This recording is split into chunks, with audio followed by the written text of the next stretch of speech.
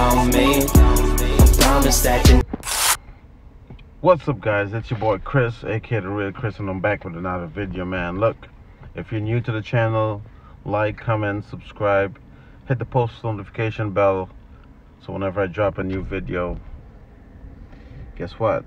You'll be notified and you get to see me again. Alright? I know y'all miss me. It's been a couple days, few days, whatever. I haven't posted anything. As you can see, I'm in my car right now. Just doing another, I've been up a little bit earlier, and, you know, decided to do a little video for y'all.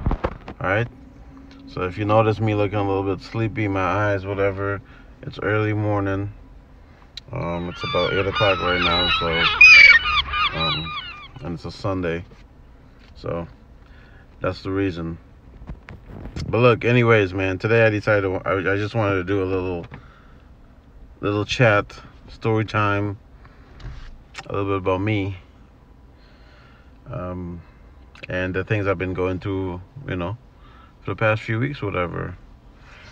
So without further ado, let's get into the video, man. So look, so I was married for about 12 years, 11 years, thereabouts. You know, the beginning was okay. I had a kid out of wedlock, meaning I had a kid that was, we got, before we got married. That's my oldest son. He's 50 now. Did I say 50? He was or 3 15? when we got married, so you can do the math. And so we got married, you know, things were good. First few years, everything was good. Then things started going south, you know. I think one of the biggest things to like break up marriages is finances, money. You know, that's one of the biggest things that breaks up a lot of marriages. And even though people might not want to admit it, but money plays a big integral part in most marriages. It's either you're not making enough money, or the bills are not split properly, but it's something to do with finances and money. So back in the early 2000s, whatever, I wasn't making a lot of money. My ex wasn't making a lot of money, and we basically were struggling. You know, it was a tough time. We had a kid, you know, we had bills to pay, and you know, it was a struggle. Fast forward to a few years after. I think back then we were living with her mom, and you know, after you've grown, you know, it's like you need your own space as a couple. You need your own space. You need your own time. You've got 4 adults living in a 3-bedroom house, whatever. It was not the right recipe for a good marriage. You know, when you just got married, you need your own time. You need your little space. You know, you might have a little bit of disagreement, so you need that kind of space. And we weren't having that kind of space. You know, and there's always somebody there, so you could not really express the way you really want to. You can't even have a proper conversation, to be honest with you. So anyways, we decided to move on our own. So we moved on our own, and it was good. It was good at first, but we were still kind of struggling for money. I worked 2 jobs. My ex worked temp jobs because she had just came out of school. So primarily I was the one that was fetching the bulk of the bills, whatever, since I was working a full-time job. Instead, I wasn't making a lot of money. So we kind of struggled there too. Fast forward a few months later, a few years later, my second kid was born. Now, when he was born, we were still living by ourselves. But when he was born with an illness. So yes, like I was saying, when my second kid was born, he was born with an illness. It's something like MS, but it's not MS, but it's pretty close to MS. We noticed him sweating a lot, which meant like his heart was working. I should put my shades on, huh? Yeah, that's better. But anyways, he was sweating a lot. And so at first we were like, well, I sweat a lot, so maybe, he took some of my genes, whatever, so he sweats a lot too. But we were kind of worried. And then my grandma had came over from Canada one time. And I had brought the kids over to see her. He was like, I don't know, he was like maybe 3 months back then or something like that. And, usually babies squirm a lot and, so she asked to hold him, so I give him to her.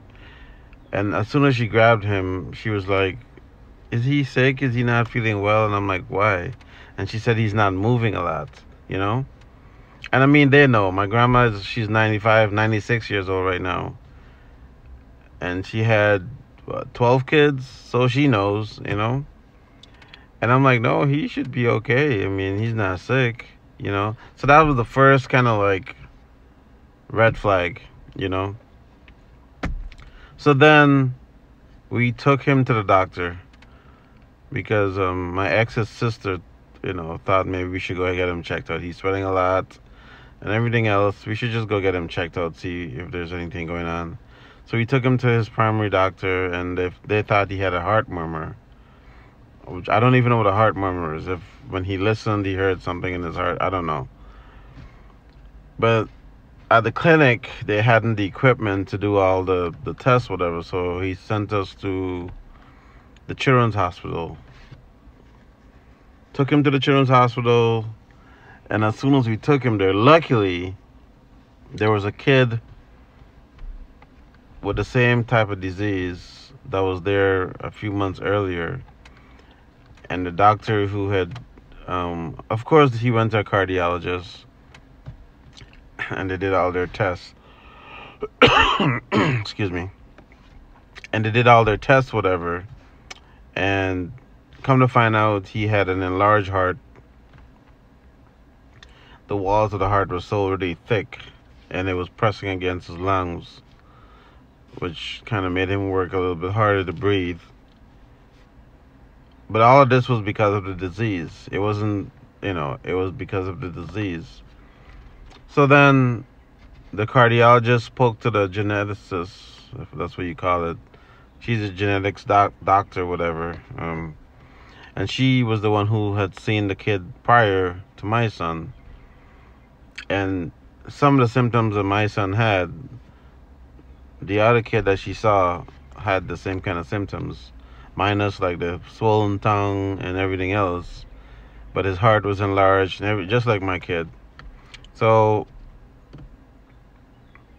she decided to do a biopsy, a muscle biopsy, where they cut a piece of muscle from his skin and they send it out to go get tested, whatever. So she did that and everything else. In the meantime, so they sent the muscle biopsy out to be tested, I think to Duke University.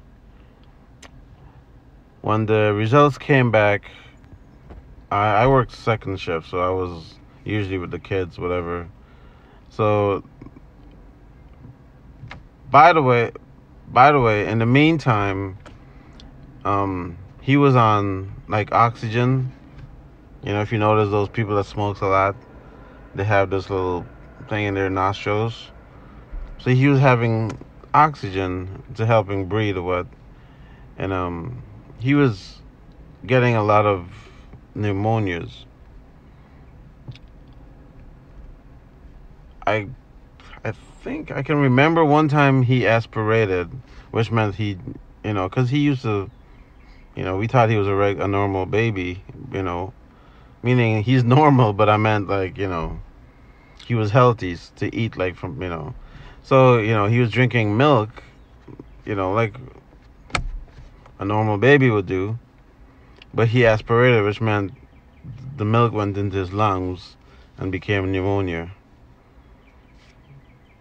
So that was another symptom of the disease. So anyways, fast forward, the results came in, and he had the disease, a disease called Pompe, Pompe. Now Pompe, it's a genetic disorder, they call it, where myself and my ex, I have a negative chromosome or whatever it is. She has a positive, and when the two combine, it gives you this disease or whatever, which is kind of weird and confusing for me. Luckily, my other kids, I had, you know, 2 other kids after him, and both of them were normal with no diseases or anything, so thank God for that. But fast forward to all this, going through all this stuff and hospitalization and surgeries and everything else. My son is 12 years old today. Healthy. You know, he's on a vent now, a ventilator. He can't walk, so he's in a wheelchair. I'm not trying to get a pity party or anything, but such is life, you know. And fast forward even further, he got 24 hours nursing, which meant he had to be watched by a nurse 24 hours. So it's like a rotating shift from 8 to 8 whatever. So there was always a stranger in the house, you know. And that was another weird thing. So we had to get accustomed to somebody being in the house. We lived in an apartment, so it's not like you can go upstairs and go downstairs, whatever. So that alone was stressful. So imagine not having a lot of money, and 2, having a kid that is sick, not knowing how long he was going to live, because supposedly kids with that disease prior to him would have died before they turned 2 years old. Okay? That's what the doctor told us. Now, while this was going on, Duke University were doing, they were kind of working on some kind of medicine where because, okay, so the whole disease is, I'm not a biology major, or I was never a biology major or science major or anything like that, but the explanation we got was everybody has glycogen, which gives you energy, you know. So it gives you the energy, and then your body produces enzymes, which breaks up the glycogen that produces energy. In my son's case, he has less or no enzymes to break up the glycogen in his body. So every 2 weeks, he has to have, they call it myzymes or enzymes, I guess it's the same thing, but he gets the myzymes replacement every 2 weeks. So it's an IV, the nurse comes to the house, hooks him up. It's like kind of like a chemotherapy. Hooks him up, boom, he gets the IV, and he's good. So he does that on a regular basis and everything else. I know I would have to do a part 2 of this conversation. I'm like way past my time allotted. So guess what?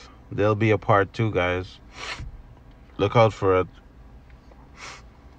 My life. So yeah. Stay tuned. Part 2 coming up. I will try to upload this video to YouTube, I don't know, sometime today. What you're given, that's how we live it. Don't be mad at the system, it's simply how we've existed. I hear a lot of people talking like they politicians and choose to be